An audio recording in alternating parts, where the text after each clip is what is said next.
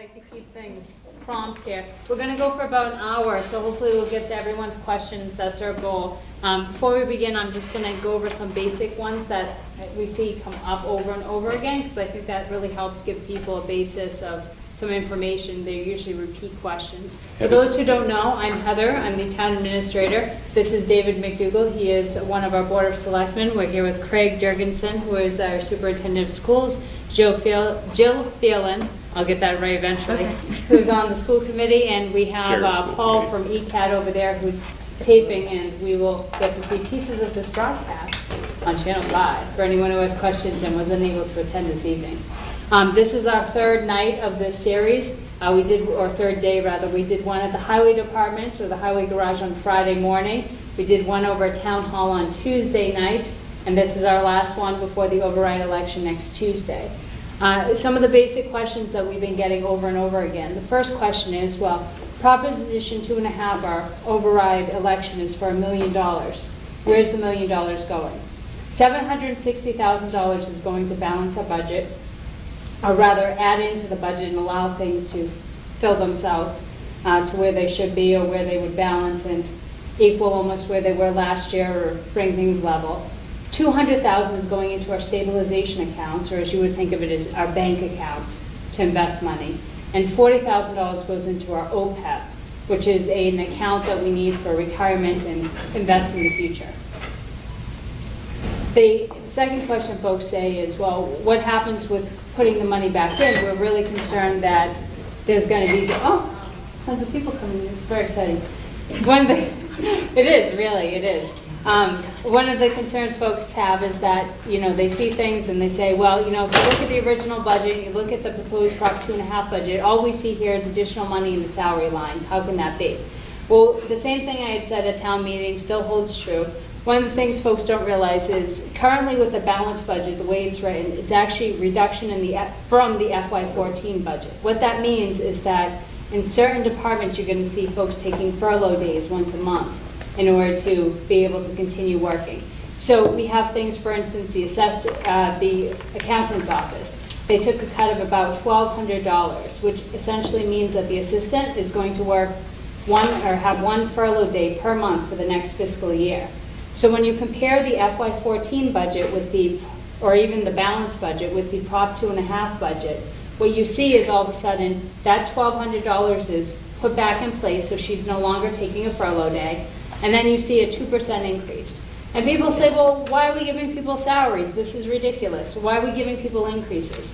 Well, there's less than 30 people in the town who are non-union, give or take. That's not including the schools, and I don't know how many non-union we have in schools. Not many. And it's half a dozen, maybe. Half a dozen or so. So total about 36 people, give or take, that are non-union. What does that mean? Well, we have our unions. We have the highway union, the police union, the dispatchers union, then we have the school union, or the teachers union, rather. Is there a custodial union as well? There's not. Okay, so they must be part of the non-union. Okay. So we have the 4 unions. In the union contracts, as negotiated, they're all negotiated to get a 2% raise each year. So regardless of what our budget says, in order to avoid having a problem with breaching the contract, they get a natural 2% raise.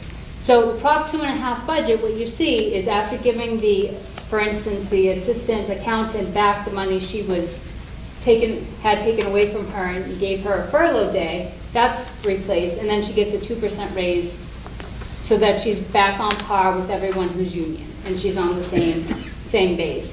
There's a few employees in town, there's probably only about 4 or 5 that are contracted with personnel contracts, and their numbers are based on what they initially negotiated when they began. So some you'll see that they get a natural 2% raise because that's what they had negotiated for. That's what the Board of Selectmen, the town, had agreed with that individual when they started, whether it was a year ago or a few years ago. Sometimes you'll see a $2,000 increase because that's what they negotiated for. Whatever it is, that's why it's there. It's not we just randomly decide, we like this person, we're just going to randomly give them $3,000 extra. But that's what you'll see if you look line by line in that piece, and that's one of the questions that keeps coming up. The next question we get often is, well, how are my taxes going to go up in this? Well, right now your tax rate is $15.20 per $1,000 of assessed value of your property. The Prop 2.5 will bring it up to about $1.56 more per thousand, which brings the tax rate to about $16.76 per thousand, give or take.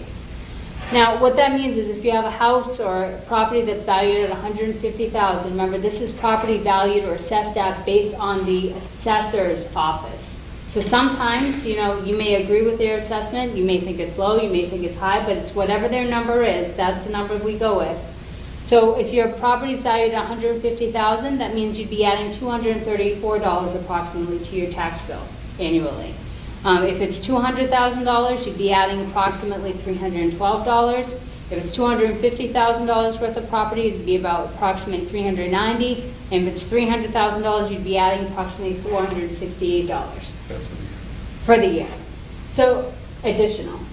So one of the concerns folks have is they say, well, there's tons of elderly in town, tons of folks who can't afford this, what do we do? Or I don't agree with how much my house is charged or assessed at in the first place. Well, there's things such as abatements. So you go to the assessor's office and you say, I don't agree with what my house is appraised at. Can we chat here? The second thing is for seniors or folks who are different categories, there are options. We do have a senior tax incentive program, so they have the option to come essentially provide community service and they get to take money off their taxes as a result. It's been a very successful program in many communities. You sign up at the Council of Aging. Great program. We get community service and they get some help with their taxes at the same time.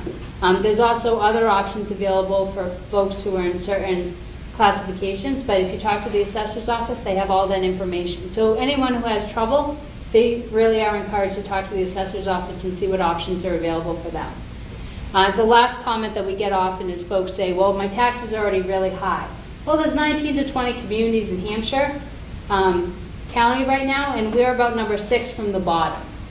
So up at the top is Amherst, down here is Hadley, and we're right here. We have a flat tax rate. That means we charge everybody the exact same amount. We charge industry, we charge residential, everyone gets charged the exact same amount. We'll just ignore that.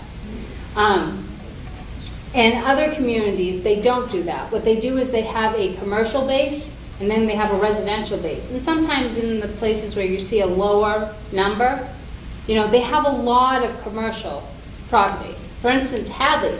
Hadley has Russell Street. So they have the whole long line of business after business. You have Walmart, you have JCPenney, you have Dick's Sporting Goods, I believe it is. Home Depot, Lowe's, they have all of that, and it just keeps going on and on and on. People compare, sometimes one of the questions that came up with the town meeting was they said, well, what about Chicopee? Chicopee doesn't have this problem. Chicopee has Memorial Drive. We're not in the same base as these other communities that folks sometimes want to compare us to. We don't have the industry base. If you look at our property, we go through Route 10. Route 10 is pretty much all we have for industry. So if there's not an open property spot right there to stick someone, there's no spot to grow in industry. But at this point, I've completed my usual Q&As. Craig, did you want to say anything to open up? Or questions in there? All I heard was answers. Well, mostly answers. Or we want to just open it up for questions? I'd prefer to open it up to questions, I think. That's all right. And I would like to acknowledge that we have a number of teachers here from the North School. Thank you for your interest. And many of you were here last night for our school committee meeting as well. So, are there questions about the school budget? Are there other questions? Yes. I can ask a question. It was actually asked me, and I know I've heard the answer, I just can't remember it. In the editorial, it talked about the different percentages that we're asked to take from the budget, and then there was the number, the 11.5%, I think it was. And someone asked me, well, how do you add the other percentages up to get to the 11.5? And I said, I don't know. Well, what the 11.5 was it was the cut of the original requested amount. Correct me if I'm wrong. Are we talking about the I'm not sure what 11% we're looking at. They were looking at one of the article that came out prior to your letter to the editor, stated that there was 11.9% reduction in the budget. What I believe they were looking at was that there was a requested amount of $4 million $69,000, and then we went down to $3,600,000. 609,422. So that's what they were looking at. When we do our budget, and we're talking about percentages on our end, we're not looking at necessarily what was the requested amount, we're looking at what we funded last year. And that's where the 11.3 came from. It was what was funded in fiscal year 14 versus what we requested for 15. Okay. Thank you. That way I can. No, thank you. No, that was good. Good question. More questions? Yes. I have one. I've heard other parents talking about the preschool program and the fact that it's expanding versus the fact that we've also heard that they're closing a kindergarten and a fourth grade classroom.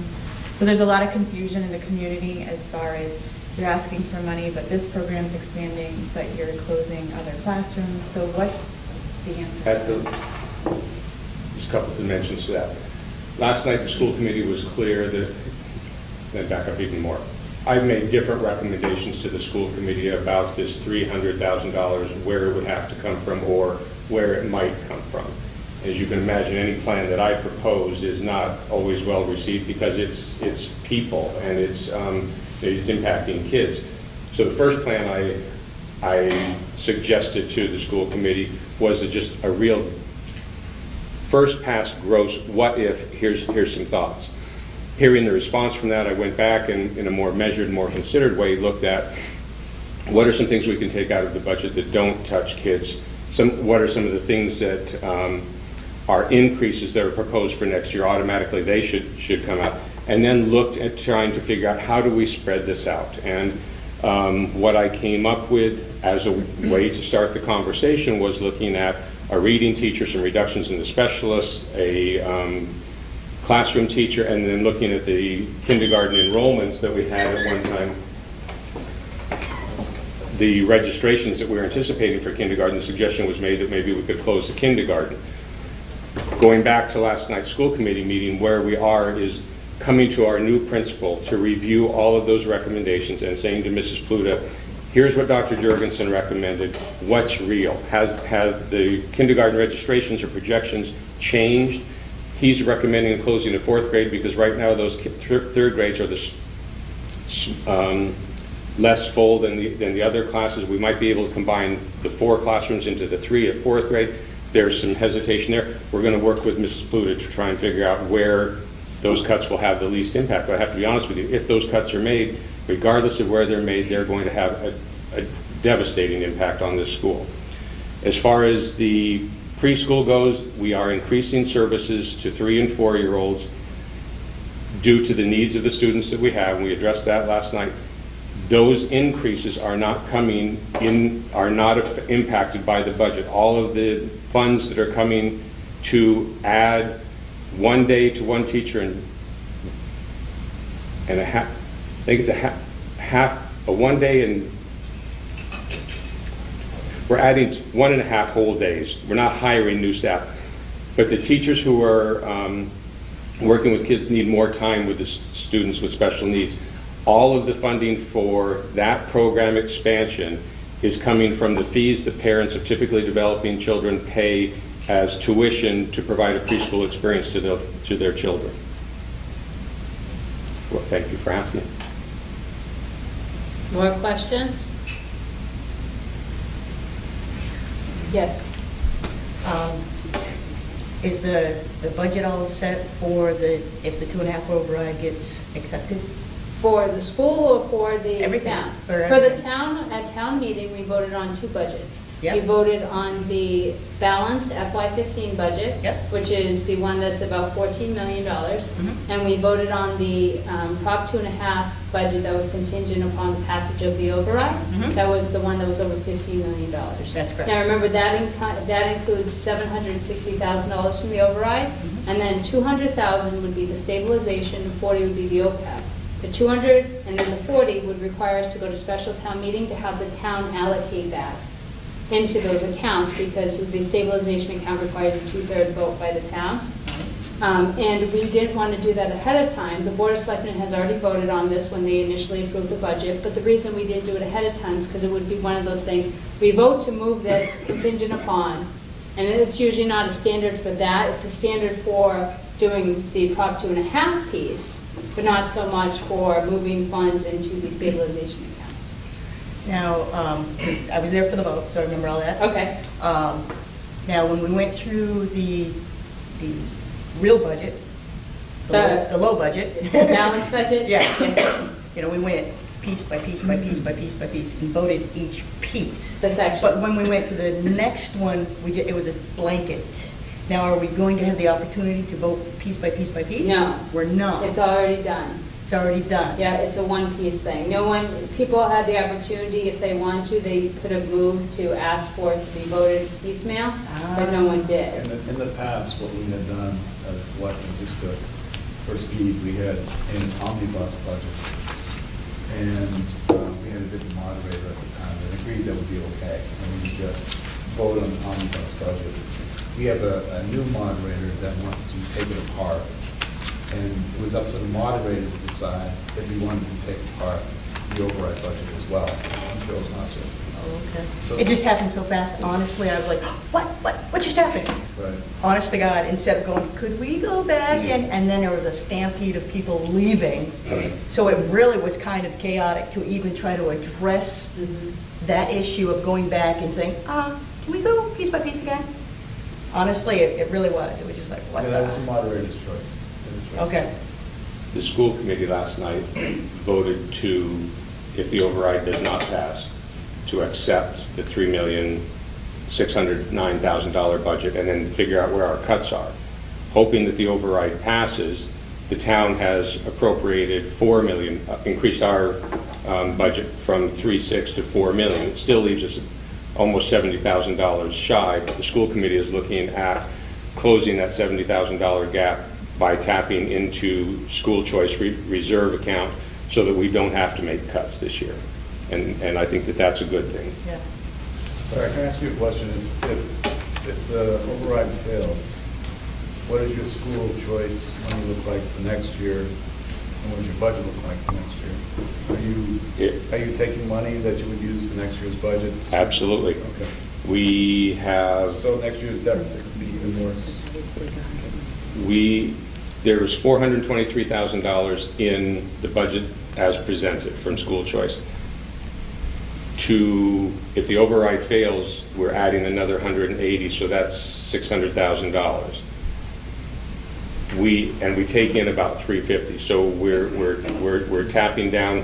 We would not be able to put in the same level of school choice revolving account money next year to balance the budget. So going forward next year, we would have increasing costs and less money to offset those costs. So we would either be coming to the town with a bigger request, or we'd be looking at a second round of cuts.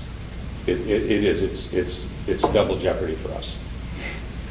So one of the things that comes up often too is folks ask us, how did we get here? And, we've obviously been balancing our budget all this time. How come we can't do it now? Well, one of the things folks don't know is, or they don't always realize, is we've been using our free cash to balance our budget for the past over decade or so. What is free cash? Free cash is essentially at the end of the fiscal year, whatever money we have left that we didn't spend or unknown stuff that we have to allocate money for, like Smith vocational tuition. Say a couple kids decided they didn't want to go. So at that point, the very end of the year, that money becomes essentially free cash. It comes back to us. And the Department of Revenue in September certifies our free cash and tells us how much we have and how much we can utilize, and then we go to town meeting to allocate as needed. In the past years, we've had, $300,000, $400,000 in free cash. Our current free cash balance is $102,000. Well, why is that the case? Well, because the past couple of years, whenever we've had a problem with balancing our budget, we've just stuck the free cash right in there. Well, free cash to us is kind of like your savings account to an individual. And you can only use your savings account so many times before there's nothing left in the savings account. And that's where we were at. Have we known that there was going to be a problem coming? Yes. We've known that there's been a problem coming for the past decade. The Finance Committee in the early part of the decade used to issue a fiscal message in the town report. And each year, you heard the same thing over and over and over again. First of all, they warned that we don't anticipate free cash in our forecasting and budgeting for the following year. We still anticipate budget cuts will be in excess of $250,000. Overall budget decrease of approximately 2.5%. Southampton's annual budget for fuel and electricity serving all departments in our share of the schools exceeds $250,000. A myriad of actions, including cuts to both expenses and wages. There's simply not enough money available to provide the services to which this town has become accustomed. In order to provide additional funding for any line item in the budget in excess of that recommended, you must deduct a like amount from other accounts. 10 years ago, our stabilization fund amounted to 7.5% of our annual budget. It's now less than 1.75% of our budget. That's our savings. Yes, let's see. Lastly, an override to Proposition 2.5 may need to be considered to increase the tax base to fund departments at a level determined by the town officials. That was in 2004. Okay, so we had that in 2004. Actually, I lied. I think that was 2003. 2004, lacking an override to Proposition 2.5, we're proposing significant cuts, as much as 12% to many departments. Okay, so, and this just keeps going on. It goes on till about 2008. They just keep saying the same thing over and over and over again. And folks say, well, then make cuts to the staff. What folks don't know sometimes is how departments used to be run, how they were once funded. So at one point in time, the treasurer's office had several staff members in it. They're now down to 3. The department head, who's the treasurer collector, elected position, and then an assistant treasurer and an assistant collector, and that's it. Other departments at one point used to, have more people as well, but they don't anymore because over the years they just kept cutting and cutting and cutting and cutting. And now at one point in time, do you remember the year they cut back the hours? That was before I started in 2000, so before 04? Yeah. So in the early 2000s or late 90s, when we don't have the exact date, they actually cut the hours of town hall from 40 hours to 31 because we couldn't fund folks at 40 hours a week. So now we're down to 31 hours, and we're talking about not only are we at 31 hours, but folks are going to have to take a furlough day, so it's even less funds. So everything seems to be cutting, cutting, cutting. Well, we're at the point there's nothing left to cut. We're at the point where we funded the library this year to the penny. If we cut them 1 cent less, they would lose their accreditation. And because we didn't cut them 1 cent less, we had to cut more funds from another department. That was a decision we had to make. Now, next year when it comes, that won't be an option. If we have to cut again, the library will unfortunately take a hit because that's going to be one of the things that, what's the option? Going without ambulance service or going without the library? It would most likely be the library. Folks say, oh, fine, I'll get library books from somewhere else. You can't. If you're a resident of Southampton, you have to be a member of the consortium in order to get your library books from another town. You're limited to whatever they have. So if they don't exist or they don't have their accreditation, you're not going to be able to get your information from another town or community from the library, which is very sad. Library is a great resource for us. The ambulance service, when we funded it this year, we made the argument and the decision to make sure we fully funded the ambulance service to what they need to continue with their ALS accreditation, their advanced level of care. And the reason we did that was because we found that over the years, since they've become ALS, we actually make more money and they're almost to the point where they're able to self-fund. Now, without having them there, what that means is we pay out to other communities every time a paramedic level ambulance has to take over. But now we can take over our own services calls. We can also do calls for other communities that are neighboring that need help. So that helps bring in funds. Any more questions? Yes. I know you want like 760,000. To balance the budget and then Yes. 240 for the... Why are we taking the 240? Okay. If I need a loan, I take what I need. Yeah. I don't say I'll take this extra and put it in a slush fund so I can. It's not So- a slush Well, fund. where's it So- going? so what You we know have- exactly where it's going. Yes. Well, why don't you tell us? I will happily do so. So we talked about our free cash at $102,000. And most of that free cash this year, unfortunately, is going to go to help pay the bills that we've just been overwhelmed with this year with electricity and the like. We have two stabilization accounts. One is capital stabilization and one is the operating stabilization account. Both of them right now are under $100,000 each. I wish I had that much extra. Well, actually, you're supposed to have somewhere around, for a healthy community, a certain percentage of your budget into your stabilization accounts. This is what happens. If we have a problem during the year, let's say the septic system causes us a problem at town hall and we have to replace it. That could be $20,000. Well, we've already taken out, actually, no, I'm sorry, that's residential. It's probably closer to 100 grand for where we're at. So let's say it's $100,000. Well, now we're in trouble. You take out a loan like I would have. Well, you could, but the loan would essentially then come out of the budget anyway, so we'd still be the same Do it spot. when you need it. But- not just But here's the something problem. When you that have emergency expenses, you need to be able to have the money for them. It's kind of like you're sitting at home and all of a sudden you realize that the heater broke downstairs. You don't take out a loan for the heater. You simply take it out of your savings, you repair it, because that's your rainy If I day have it fund. in savings, otherwise I take out a loan. Yes, but the problem is you can't keep taking out a loan for everything, because the problem is you're going to Exactly. be in the I same, we're going to be in the same situation. We're only going to be in a worse, because the more money you're indebted to, the less money you can actually spend in your operating part of the budget. I know, I'm on a fixed budget, and I've had to make severe cuts in my house. The problem is with our town is we're already at the point. Should you heat or should you eat? I realize that other residents like yourself are in that difficult situation. Yeah, well, and I've been living in town for over 30-something years, and And paying I- taxes through the nose, and I don't get any relief at all. Doesn't I- matter how long I've been here, or how much I pay. Right, and- It just keep going up, up, up. And I recognize your frustration. Things cost more. I know. Social Security, give me a raise. I don't know if there's going to be a COLA or not, but things cost more. Diesel. 2% is not anywhere close to what, you know. But if you go back in time, when this was passed in 80 whatever, two, it was, Southampton was a different place. It was a smaller place. Well, I know, you can't expect to get money from industry when you don't have any sewer either. Right, So you're never gonna attract industry, so stop even thinking I that's know gonna that, happen. but what I'm trying to say is we started behind in the beginning, because we're a small town, we grew faster than our budget. We grew faster than our budget, so we can go new growth at 2.5%. People paying taxes? Right, but it's not enough. $300,000, $400,000 houses are going It's up, not enough and they're not because- paying taxes? I don't know if it's about that, but my point is that the town grew, all right? We're a bedroom community now, we're not a farm community anymore. It's what it is. And the costs have gone much faster than new growth and 2.5%.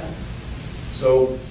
So how am I supposed to get the extra money? Where am I getting it from? Well, what I look at is that, I'm sorry people have to pay taxes, but it's part of being a citizen of the community.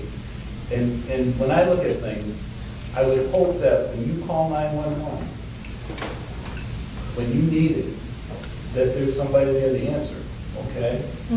Or if, you need your streets plowed, or. They don't plow my street. Other services, okay? Going between basic and ACLS service, when they show up and someone's having an MI, they can start treatment then, okay? So it's a different level of service than was basic. It was basic, they'd have to, get a transfer from Easthampton, delay in time, delay in myocardial. I appreciate that, but I still don't know where It's the I'm cost. supposed to get the money for more taxes. I don't know what to say. You told, in essence, you want the seniors to all have to leave town. No, I wouldn't say Well, that. how are they gonna get the money? You There's don't a- know? I don't know either. There's abatements for. Oh, I can go stand in the school cafeteria for an hour and a half a day at $8 an hour. Yeah. So Yeah, well, is there anything you can go work 40 hours and get it over with? I don't know. And I'm sorry about your frustration, but I do this as a volunteer. I do it to pay back to the town. I try to make very I'm not effective- blaming you, what do you expect me to do? But- And people like me. But we got to this point over years. This is not something that just happened in 2013, 14. This has been every single year. We've been level funded or cut. In 2008, 2009, we had our budget already set. And we were into November, which is like, we wanted the start of the third quarter of the town budget, and the state finally says, oh, by the way, it's 11% cut. Well, it happened to me too. I had oil. It was $2 a gallon. All of a sudden, it's $3 a gallon. I had set so much a month for oil, and it tripled on me. It's just, it's part of being here in 2014. It's just, sorry. So they do have taxpayers' guide to real estate tax exemptions in Massachusetts that's available, and you can grab it at the assessor's office, or before you leave, if you want to take a look, I just happen to have a copy with me. It's my only copy though, but if you'd like to take a look, we can always get you a copy. Going back to your original question though, what are we going to do with that fund over the years? So the idea is to put some money in the savings so we have for the rainy day. And then each year, we're currently in the process of working on our financial plan, but each year the idea would be we put less and less of that fund into the operational and the capital stabilization so that we put more and more into our budget, because what's going to happen over time is costs are going to continue to go up. They're not going to say, well, you're having a hard time with the electricity, we're just going to leave it the same and we're going to reduce the rate. You've seen gas prices go up and up and up and up. It's going to be the same thing over time, but the idea is we're going to try to be prepared for it. We're going to try to anticipate as much as we can and prepare. We've also been working with looking at revenues and comparing our revenues to other communities and saying, do we have any other sources that we're not currently looking at? Are our fees reasonable? Right now we charge $3 for a birth certificate, which is like here, where everyone else in the state charges at least 10. So we're working on raising that thing to what we'd say is the norm. And try to, work on seeing if we can get more sustainability from our departments, especially the ALS service. Next year they're actually upping the level a little bit more, and they have more training requirements. It's going to cost us even more to fund it, simply to stay in compliance with the regulations of the state. So we're working on preparing for that. We know that certain things are probably going to have to be done over the next couple of years, so we're still looking ahead at capital improvements. We're looking ahead at what expenses are coming down the pipeline for the large departments that we may not anticipate because we're not in their heads and we don't know what's coming up. So we're working on that. We do try to keep costs for the residents as low as we possibly can. I understand it doesn't always seem that way, but we do. We also try to expedite things when we can, which folks always seem to think is funny sometimes when we're talking government. But just in an example, the other day we had someone who came in for a position, and we needed to get something rolling, and we had it taken care of in 3 days. And that included the 48 hours posting notice. So there are things we can do, and we do work closely together to try to make sure our communication flows and we can get people the help they need. Are there any other questions?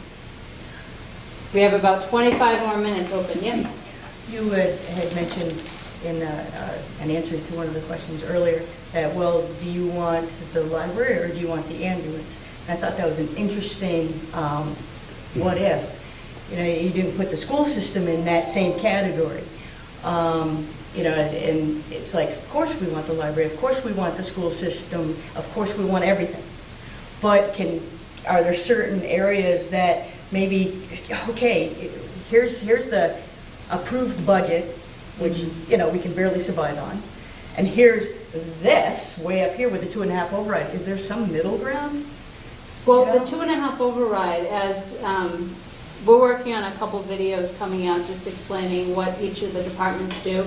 There's a video that was just recorded last night. We're just getting reviewed by the state now on it. But one of the members of the finance committee had made a great comment. She said, the Prop 2.5 override isn't going to give us everything. It's just going to allow us to keep doing and providing the services that we currently are providing. Without it, you see reductions in everything. To continue the level of service, we need more funds to do so. And as one of the select persons will say oftentimes, and this is, I believe, completely true, we will do whatever it is that the populace wants us to do. So if we're given more money, then we will manage the money we're given. If we're given less money, then we'll manage less money. But coming with both depends on the level of services that we can provide. Less money means less services, less people we can employ, less people who are available. So folks who are upset that it may take someone a day or two to get back to them now, it may take a week or two to get back to them next week with less funds because they're busier, there's more people in the office, there's not enough staff, there's not enough help, there's not enough resources. Any more questions? No more? Did I miss anything, You Craig? did a good job, thank you. Is that all? We out of here early? Oh, we have one. I have one more. I don't quite understand with the whole school choice thing. I don't know if there's a cap, but just hearing the fact that there is a fund where school choice money goes to, is that an option to open that up and have more children? It's a real tricky piece for us. I mean, right now you have 560 kids at Norris School, and about 66 of them, 60ish, let's call it, say, are school choice students. School choice was designed to give parents choice, and we don't create classes to accommodate school choice students because it doesn't make money for us, and I don't mean to be crass by saying that, but we are in competition with other schools, and Norris is a very attractive school for parents in contiguous and neighboring communities. Each year the school committee votes to continue their participation in school choice, and I think it's a moral quandary for a number of school committee members who say, I don't like it, we're taking students from other towns, they're taking our students, but if we opt out, our students can still go to other towns, so they go ahead and vote to continue participation in the school choice program.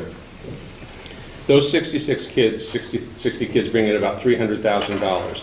Children with special needs pay a premium to offset the cost of their additional services. So it's higher than $300,000. It's $350,000, $360,000 that we take in as revenue from the choice students. Those kids, though, are filling classes. So the principal looks at a class that might have 12 kids in third grade and says, I can take 4 or 5 and build it up to 15, 16, 17, making sure that I don't take too many in case students move in, but then also having to consider those 4 classes going from 3rd to 4th grade next year. Can I do that? And then going to 5th and 6th. So you really try and balance it without overestimating the students that you can accommodate. We have talked about at the school committee not participating in school choice and starting in kindergarten and starting to cut classes off so that you're only serving students who live in Southampton. Sorry. That would raise your class size, though, because we are just rounding the margins. We're filling empty seats so that you have reasonable class sizes. You are not going to be able to maintain the class sizes you're used to if we opt out of school choice. They allow us to keep the size that we've grown accustomed to, around 18 kids. Does that answer the question? Yes, thank you. Thanks. More questions? Yes. If 2.5 does not pass, do you anticipate less school of choice children opting into Southampton? Take that one. Well, we've talked about that at school committee quite a bit, and I think we as the school committee feel as though if the override does not pass and we are cutting the services in the school does become less attractive to students who are currently choicing in. So then we lose those students and the revenue that they bring in. We also then run the possibility of losing current Southampton students to other districts where they can go and have the smaller class sizes and all the services that you're used to, or that they are used to. If that happens, we then have to pay a fee to those schools. So it in turn costs us money. So that is something that we've talked about and taken into consideration quite a bit. And I think, Julie, it's not just the school choice. It's with the charter school moving into Easthampton, that's a bigger threat to us, I think. When Hilltown was in Haydenville still is, they're just moving now. It's not that easy a drive. Now it's straight up Route 10 and a little crook off to the right, and you're right there at the charter school. Whereas we can take in $5,000 per school choice student.